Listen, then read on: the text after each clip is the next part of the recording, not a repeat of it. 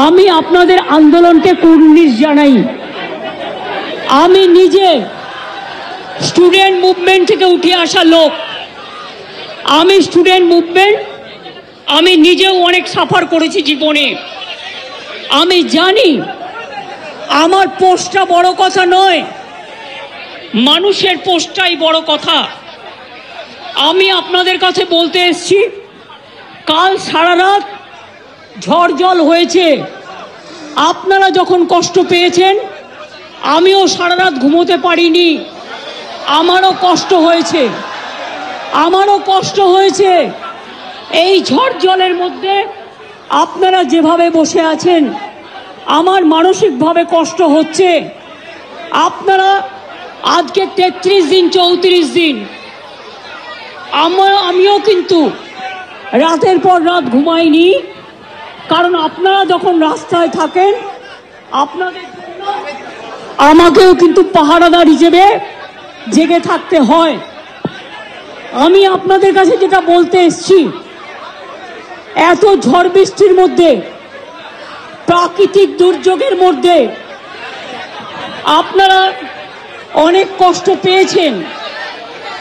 আর কষ্ট না করে যদি আপনারা কাজে ফিরতে চান, আমি আপনাদের প্রতিশ্রুতি দিচ্ছি, আপনাদের ডিমান্ডগুলো আমি কথা বলে সহানুভূতির সাথে আমি স্টাডি করব। আমি অফিসারদের সাথে কথা বলবো। আমি একা সরকার চালাই না, আমার সাথে একটা chief secretary, home secretary, DG police সবাই আছেন। আমি আপনাদের বলতে চাই, আপনাদের ডিমান্ডগুলো আমি ভাববো, আমি চিন্তা করব। যদি কেউ দোষী হয়, তিনি নিশ্চয়ই শাস্তি পাবেন। এবং আমি চাই তিলোত্তমার বিচার হোক। আমি সিবিআইকে অনুরোধ করব, যত তাড়াতাড়ি বিচার হোক। এমনকি 3 মাসের মধ্যে তারা যেন ফাঁসির অর্ডার দেয়। আমি একটা সিবিআইকে অনুরোধ করব আপনাদের প্ল্যাটফর্মে বসে। আর আপনাদের কাছে আবেদন জানাবো, আমাকে একটু সময় দিন। আমি ব্যাপারগুলো নিয়ে আমি চিন্তা ভাবনা করব। যদি আপনাদের আস্থা ভরসা আমার উপর থাকে, আমি কথা বলে সিদ্ধান্ত, অন্তত যদি কাউকে দোষী পাই, আমি নিশ্চয়ই নেব। আমি আপনাদের এটুকু বলবার জন্য এসেছিলাম। আমি আশা করি আপনারা এত কষ্টের মধ্যে বৃষ্টিতে ভিজছেন এবং আপনাদেরও পরিবার পরিজন চিন্তায় আছে, এবং আমি মনে করি অনেক মানুষও মারা যাচ্ছেন। আপনারা প্লিজ দয়া করে, আপনারা আমাদেরই ঘরের ভাই বোন, আপনারা কাজে যোগদান করুন। এবং আমি বলতে পারি, আপনাদের প্রতি আমি কোনো অবিচার করব না। আমি একটা কথা বলে যাই, হাসপাতালের ডেভেলপমেন্ট, ইনফ্রাস্ট্রাকচার, সব কাজ আমরা শুরু করে দিয়েছি এবং করব।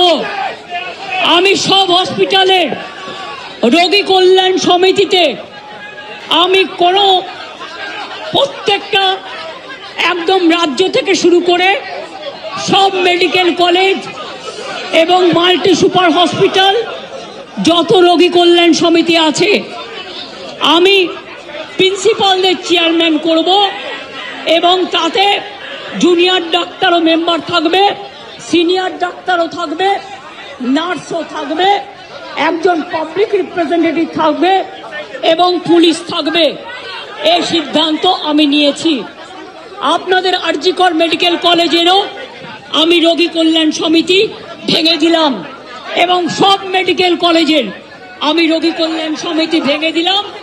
আমি নতুন করে এটা তৈরি করব।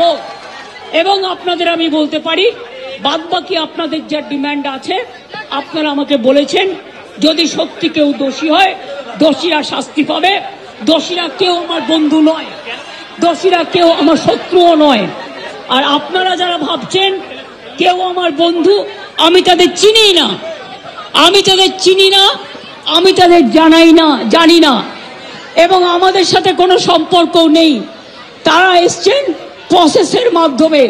এই প্রসেস ফাইনাল হয়ে আমার কাছে আসে এবং তাই মাত্র 1 মাসের মধ্যে যারা এসছে তাদের কথা যদি তারা কোনো ব্যাপারে এই খুনের সাথে, মার্ডারের সাথে, দুর্নীতির সাথে যুক্ত থাকে, আমি নিশ্চয়ই সাধ্যমতো চেষ্টা করব কথা বলে অ্যাকশন নেবার।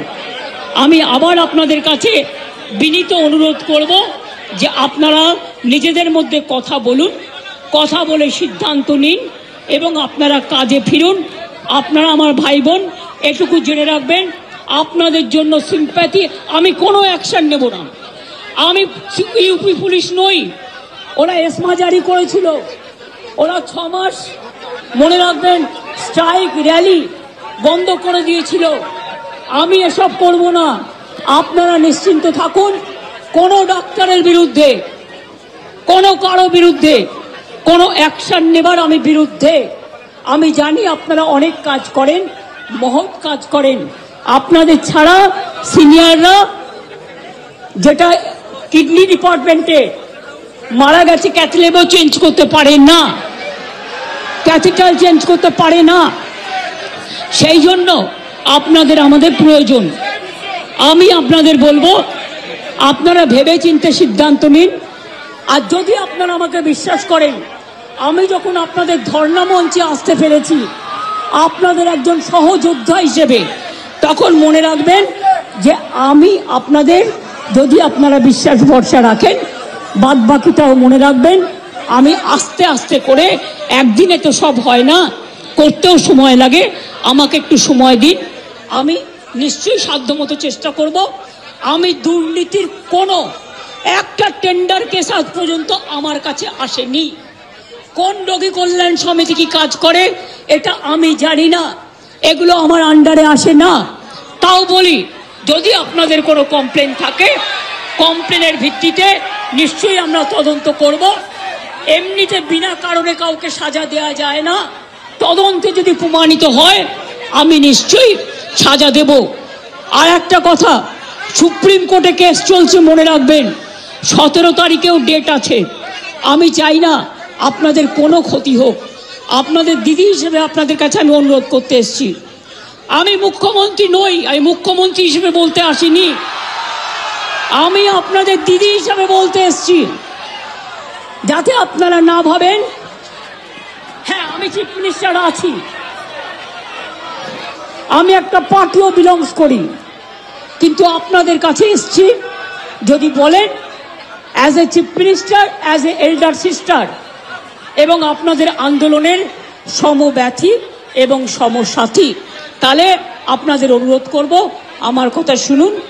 আগেও আপনাদের সমস্যা আমি সমাধান করেছি এবং আবার আমি করবার চেষ্টা করব।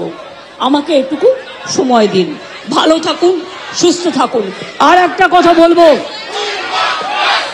যে যা খাবার দিচ্ছে সব খাবারটা খাবেন না। হ্যাঁ, নিশ্চয়ই জাস্টিস হবে। সিবিআই এর কাছে যান, বলুন তিলোত্তমা কেসে জাস্টিস হোক। আমি আপনাদের কাছে আবেদন ছাড়া আর তো কিছু করতে পারি না, আমি আপনাদের জোর করতে পারি না। আমি আপনাদের কাছে আবেদন করে গেলাম, যদি আপনারা মনে করেন আপনাদের ধর্ণা মঞ্চে আসার ফলেও, আমি 26 দিন অনশন করেছিলাম, মনে রাখবেন সিপিএম গভর্নমেন্ট ছিল পাওয়ারে, একদিনের জন্য কেউ আমাকে কথা বলতে আসেননি। কিন্তু তা সত্ত্বেও আমি এসেছি, তার কারণ আমি মনে করি আপনাদের কাছে আসা মানে এটা নিজেকে ছোট করা নয়, এটা নিজেকে বড় করা। তাই আপনাদের আবার আবেদন করব, আপনারা বসুন, আপনারা আলোচনা করুন, করে সিদ্ধান্ত নিন। আমার এটা লাস্ট চেষ্টা আপনাদের জন্য করে গেলাম। বাদ বাকিরা যদি আমার উপর ছেড়ে দেন, আপনারা জাস্টিস পাবেন, আপনারা ইনজাস্টিস হবে না, এটুকু আমি বলতে পারি। অনেক ধন্যবাদ, নমস্কার, এবং আপনাদের সকলকে অনেক অনেক ধন্যবাদ।